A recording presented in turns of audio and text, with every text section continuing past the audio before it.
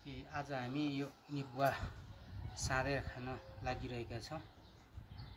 निबुवा साँधेर खानुभन्दा अगाडि त्यसको बोक्रा कसरी काटिन्छ भनेर म देखाउँछु।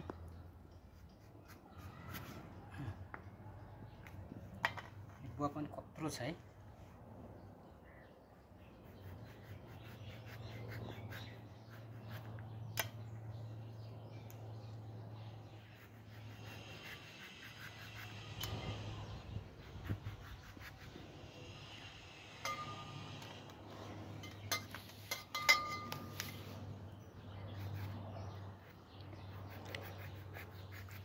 भनिन्छ नि निबुवा बोक्रा भएको चिज कसलाई तास्न दिनु, नभएको कसलाई तास्न दिनु भन्थे। है त यो बोक्रा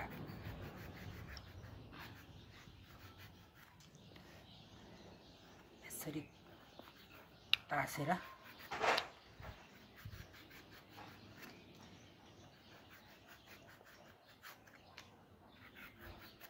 कसले खाने गर्नु भएको छ।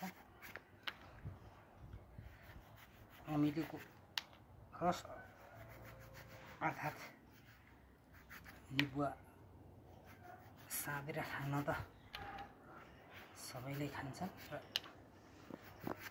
निकै राम्रो पनि हुन्छ। तर निबुवा साँधेर खानुभन्दा अगाडि बोक्रा कसले यसरी खाने गर्नु भएको छ। खाने गर्नु भएको भए त ठिकै हो। यदि यसरी बोक्रा तासेर खाने नगर्नु भएको भए, यसरी खानुभयो भने बोक्रा कस्तो हुन्छ भनेको पनि थाहा हुन्छ।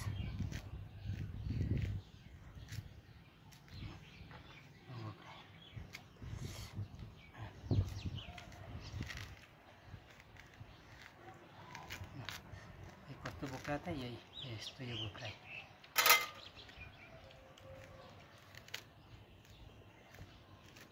हामी यसरी खान नि सक्छ।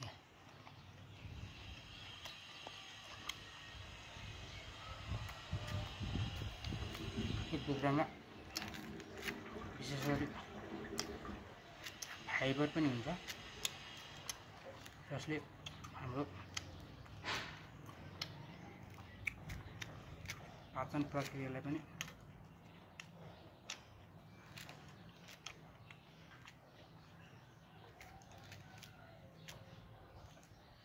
सहज बनाउँदछ। हेर्नुहोस् यो बोक्रा अरूले भएदेखि सबै मिल्काउँथे। अब यो यसरी मिल्काइयो बोक्रा, त्यसपछि यो भित्रको सेतो गुत्ती यति टेस्टी हुन्छ कि कुरै छोड्नु।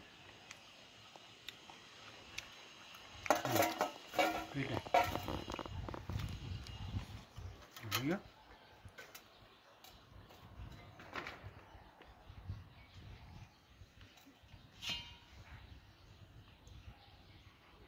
बाबा यो निबुवाको बोक्रा कस्तो हुन्छ? मलाई नि खान मन लाग्यो। खाऊ नानी खाऊ।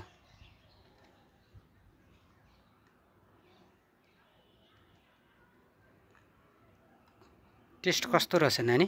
मिठो रहेछ। मिठो छ है, एकदम मिठो छ।